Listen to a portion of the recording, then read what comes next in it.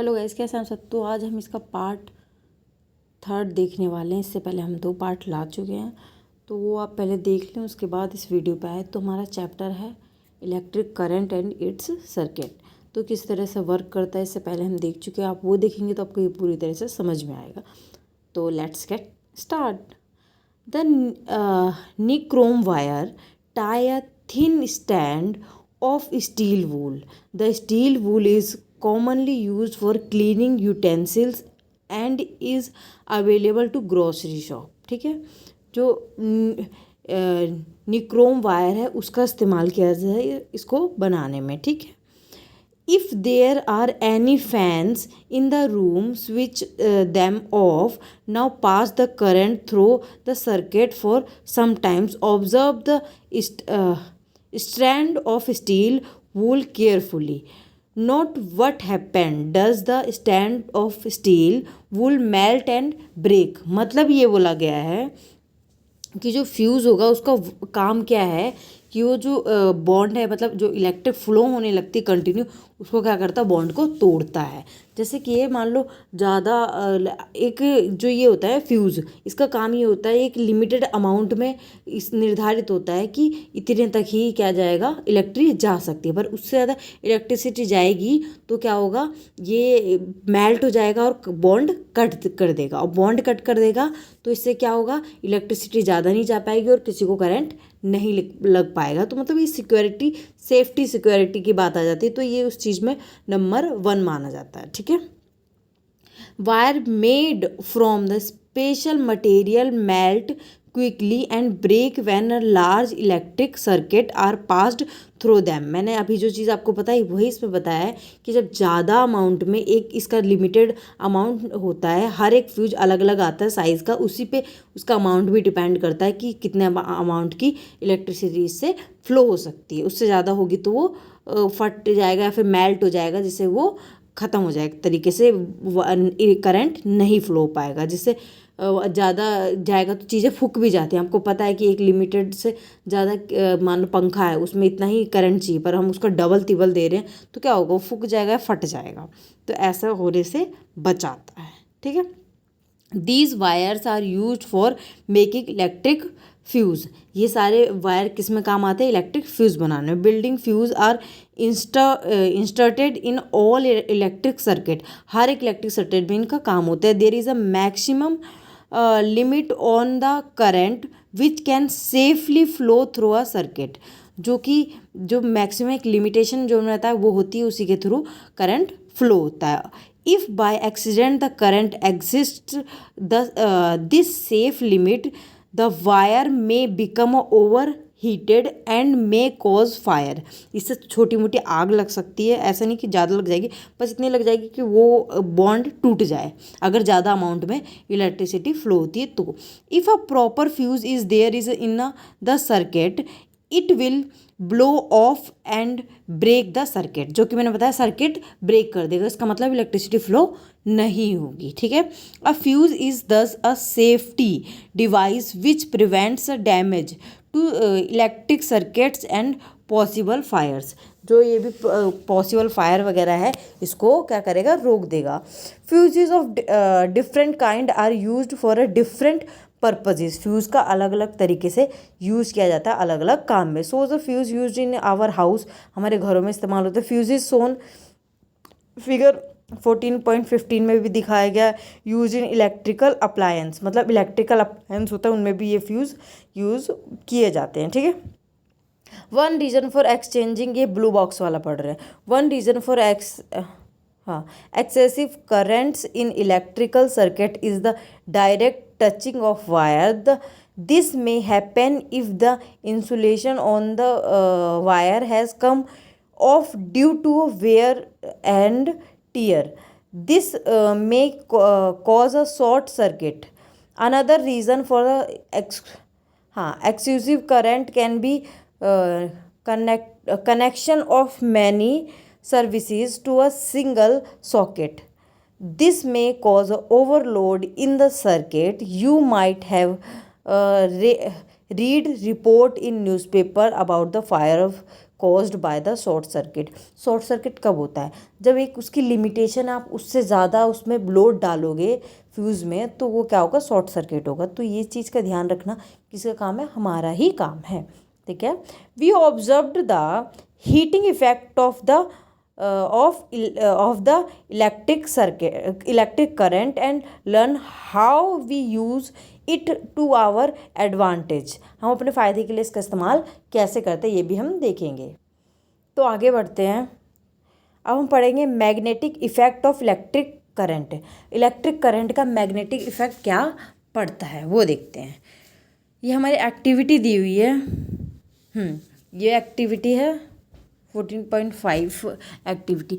Take the cardboard, throw from the inside and discarded match box. ये बोला है ना, ये रहा मैच बॉक्स को ले लेना। ये 14.17 में इसका फिगर दिया है, मैं आपको वही डायरेक्टली समझा देती हूँ। तो ये मैच बॉक्स लिया है, इसमें ऐसे क्या किया गया? कोआल्ड किया गया। इसका रोलिंग को कोआल्ड बोला जाता है। उसमें एक पतली सी लोहे की कहते हैं वो है स्ट्रिप सी है जो कि उनको कनेक्ट कर रही है, ये जो वायर्स कही हैं इनको, ठीक है। तो एक साइड में बल्ब बना हुआ है, एक साइड में वो बना है, क्या कहते हैं इसे, सेल बना हुआ है, और एक साइड में स्विच बना है। तो स्विच अभी ऑफ है। जैसे ही स्विच ऑन होगा तो ये क्या होगी? इसकी जो डायरेक्शन है, जो आपको ये दिख रहा है, क्या कहते हैं, मैच स्टिक की जो ऊपर ब्लैक कलर में लोहे की वायर, जैसे आयरन कह सकते हैं, पतली सी वो स्ट्रिप, वो उसकी डायरेक्शन चेंज हो जाएगी अगर हम उसे क्या करेंगे? स्विच ऑन करेंगे तो, ठीक है। तो यही हमारा magnetic effect of electric circuit current कहलाता है। कैसे? जैसे कि एक मैग्नेट का काम कर रहा है। जैसे आपने कंपास देखा होगा, जिसकी नॉर्थ और साउथ डायरेक्शन दिखाई जाती है हमेशा, तो उसमें भी मैग्नेट लगा होता है, तो उसके थ्रू वो सही से हमें डायरेक्शन बता पाता है। चलो हम आगे बढ़ते हैं। We know that the needle of the compass in ये जो चीज़ में tiny magnet which point in the north south direction when we bring magnet close to it the needle gets deflected. जब हम उसको क्या करेंगे? क्लोज करेंगे तो क्या करेंगे? नीडल क्या होगी? डिफ्लेक्ट होगी। मतलब डिफ्लेक्ट होगी मतलब अपोजिट डायरेक्शन दिखाएगी। जैसे कि मैंने इसमें बताया कि अभी इस डायरेक्शन में है, ये जो मैच स्टिक के ऊपर रखी आयरन है, तो वो फिर दूसरी डायरेक्शन दिखाएगी जब हम स्विच ऑन कर देंगे। तो we have also seen that compass needle get deflected when the current flows in a nearby wire, ठीक है। can you connect to the two observation when the current flows through a wire does the wire behave like a magnet? वही मैंने बताया कि जो wire है वो किसकी तरह बिहेव करने लगेगी? मैग्नेट की तरह, अगर ऐसा होगा तो। This word a scientist called Hans Christian Oersted, जिन्होंने magnetic effect of electric current का कहते हैं सिद्धांत दिया, वो साइंटिस्ट हैं हैंस क्रिस्टियन ऑरेस्टेड। तो ये इंपॉर्टेंट नाम है, आपको याद रखना, एग्जाम में आ सकता है, तो लिख के याद रख लेना।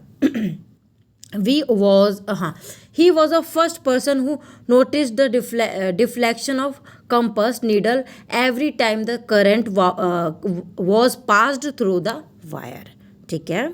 so when electric current passes through a wire, जब इलेक्ट्रिक करंट वायर से गुजरता है, it behaves like a magnet, वो एक चुंबक की तरह बिहेव करता है। this is the magnetic effect of electric current. Electric, इसी को हम बोलते हैं इलेक्ट्रिक करंट का मैग्नेटिक इफेक्ट। ये डेफिनेशन है, अगर एग्जाम में आती है तो आपको यही लिखनी है, ठीक है। तो आगे देखते हैं। Do you found it too surprising? Let us try it out.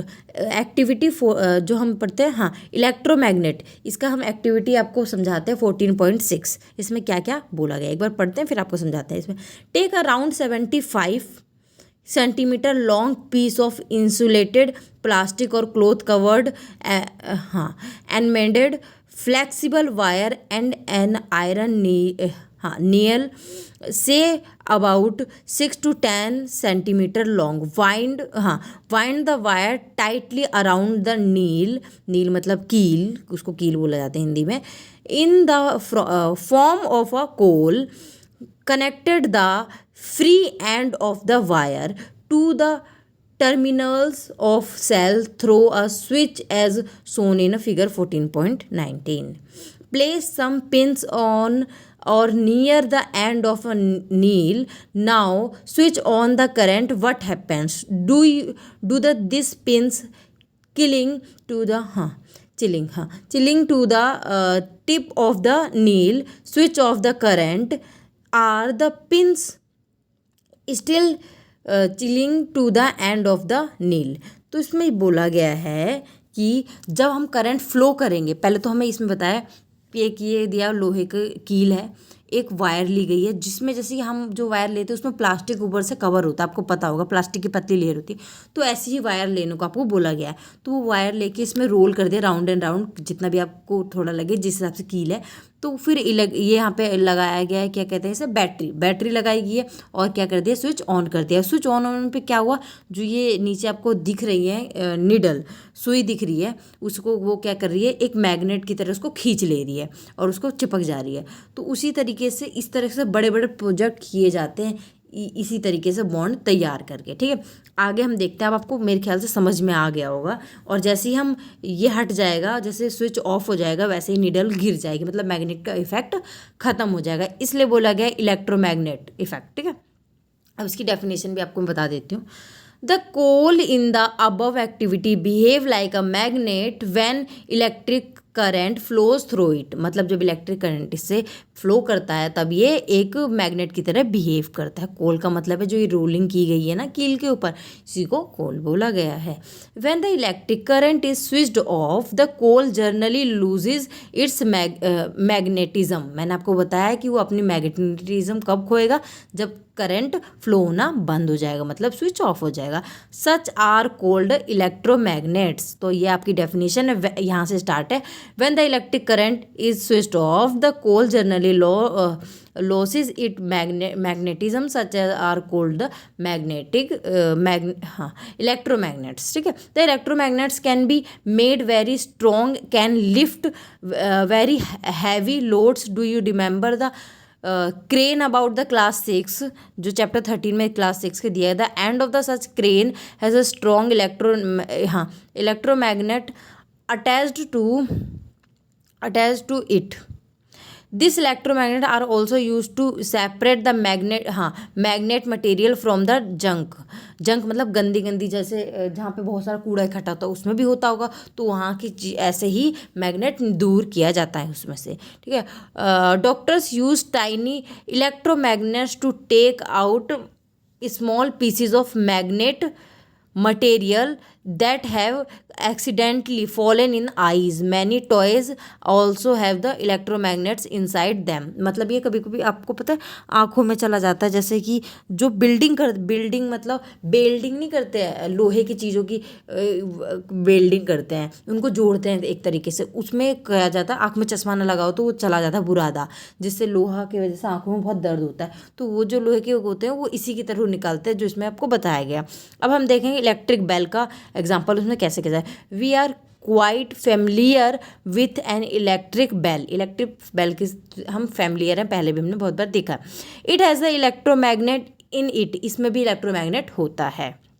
अब हम देखते हैं।